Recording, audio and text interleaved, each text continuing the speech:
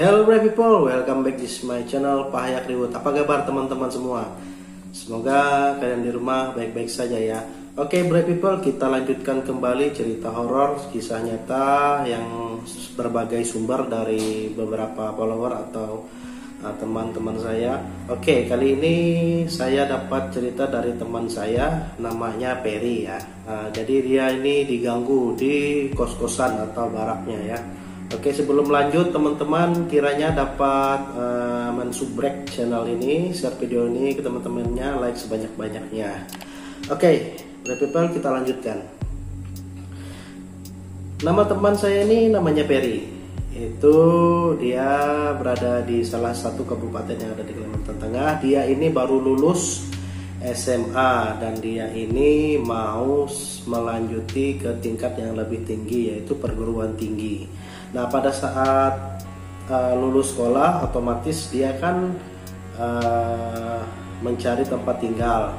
Nah, mencari tempat tinggal ini dia mencari kos-kosan ya. Atau kalau di daerah Kalimantan Tengah itu di khususnya di tempat yang banyak universitas itu kos-kosan tuh jarang ya. Kos-kosan itu yang di dalam satu rumah banyak kamar. Nah, namun dia seperti barak yang pintu langsung keluar itu. Jadi dia mencari kos-kosan atau baraknya.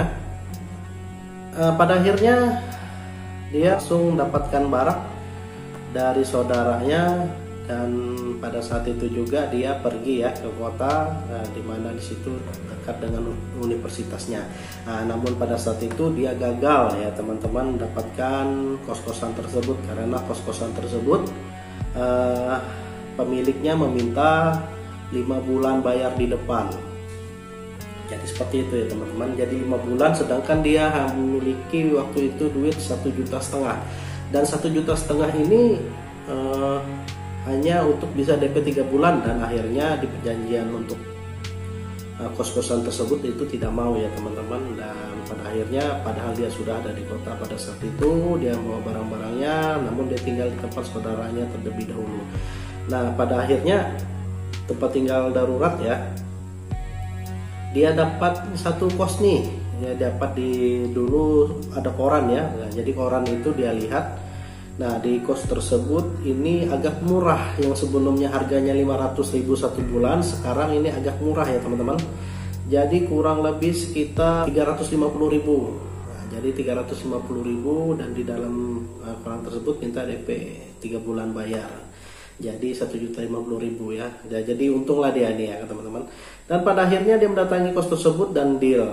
Ya, mendatangi pemilik kos tersebut dan dia deal, dan besok dia berencana, besoknya lagi dia akan berencana pindah yang dibantu oleh saudaranya. Dan saudara namanya ini adalah namanya Ipan ya. Oke, next lanjut. Nah, setelah dia pindah pada hari pertama sekitar jam 4 sore dia pindah ke situ, dia barang-barangnya panci atau ya kos-kosannya sih yang seminimalis mungkin lah ya teman-teman.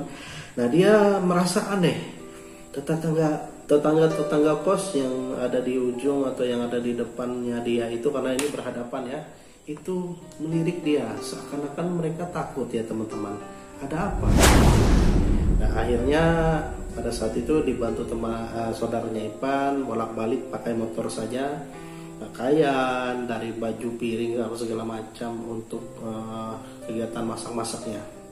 Nah, pada saat selesai, pada akhirnya selesai juga, akhirnya dia sekitar jam 8 malam, dan sekitar jam 8 malam itu si Ipan nih mau pulang ya. Namun Perry melarangnya, Perry menyuruh nginap 1 malam saja.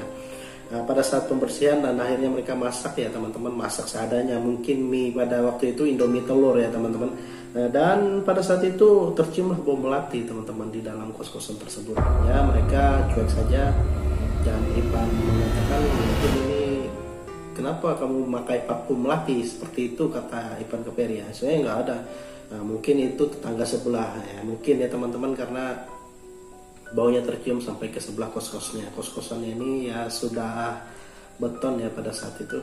Dan pada akhirnya mereka tertidur dan tidur. Ipan pagi-pagi pada malam pertama pagi-pagi tidak ada yang mencurigakan ya teman-teman.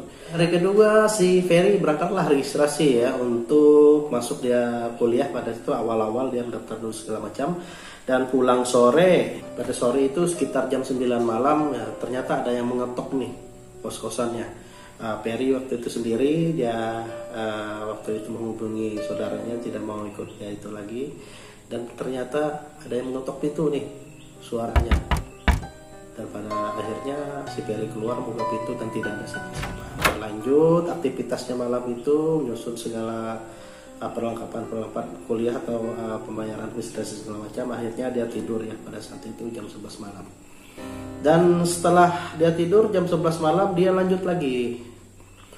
Setelah dia tidur dia terbangun ya teman-teman di sekitar jam setengah 2 malam, dan dia keluar. Dan pada saat itu dia mencium lagi ini bau melati ya teman-teman. Jadi harum sekali. Dan dia pada waktu itu, ini kan pintunya ada dapurnya ya. Dapurnya ini bisa dibuka, dan dapurnya ini memang waktu itu hutan ya, masih belum ada. Pada saat itu dia bangun dan ternyata tidak ada pohon melati pun tidak ada di situ, bunga melati pun tidak ada di situ melati. Tapi dia berpikir sedikit mungkin ini hanya saja ya, namanya bau-bau dari tetangganya. Nah, pada akhirnya dia tertidur lagi, lanjut tidurnya lagi, dan dia kebangun ya teman-teman.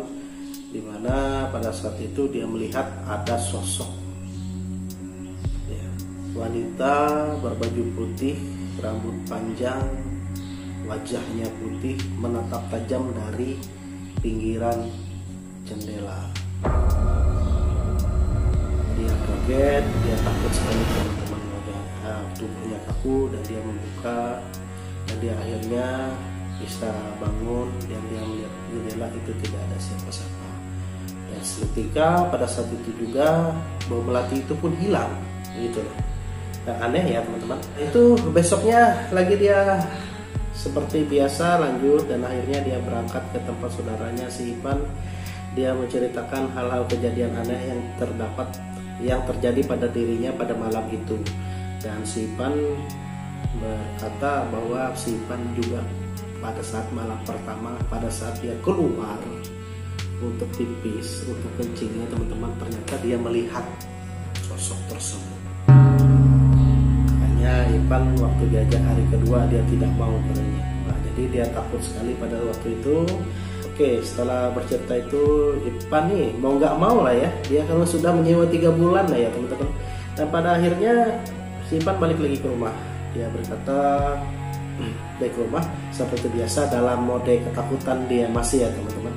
Nah setelah itu dia tertidur seperti malam biasa, dan dia nih terbangun lagi ya teman-teman sekitar jam 2-an, jam setengah 2-an itu.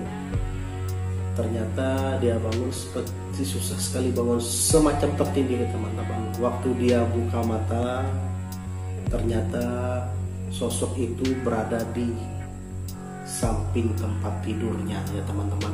Waktu dia menoleh kayak gini, sosok dari situ dia tidak bisa berkata apa-apa, badannya kaku, tenggorokannya cekek, tidak bisa ngomong apa-apa, dan di dalam hatinya hanya bisa berdoa ya teman-teman.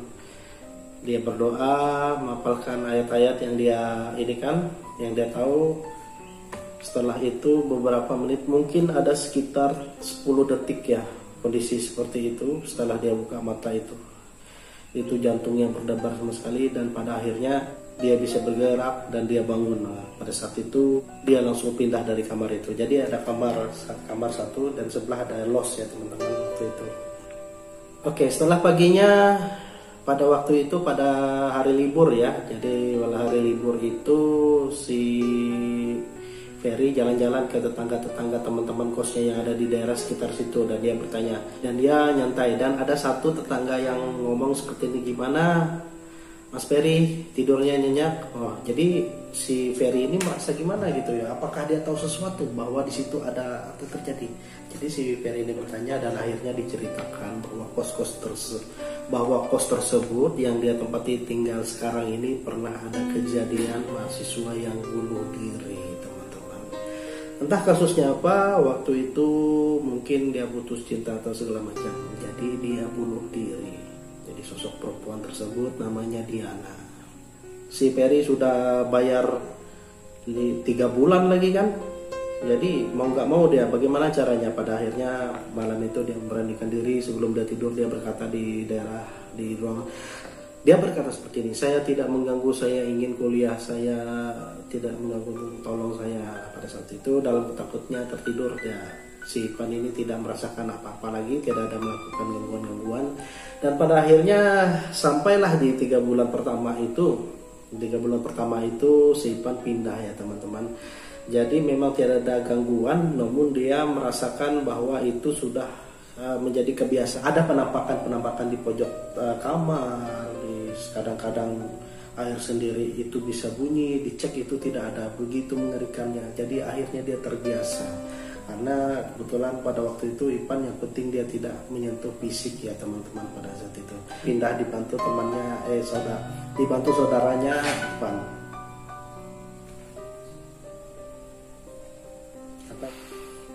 Oke, mungkin itu saja teman-teman dari cerita dari saya. Dan terima kasih sudah menonton, sudah subscribe channel ini. Dan teman-teman, kita hidup tidak hanya sendiri manusia, mungkin kita berhidup berdampingan dengan makhluk-makhluk yang tidak kasat mata. Oke, terima kasih. Saya Tim Ayah Reward, see you in the next video.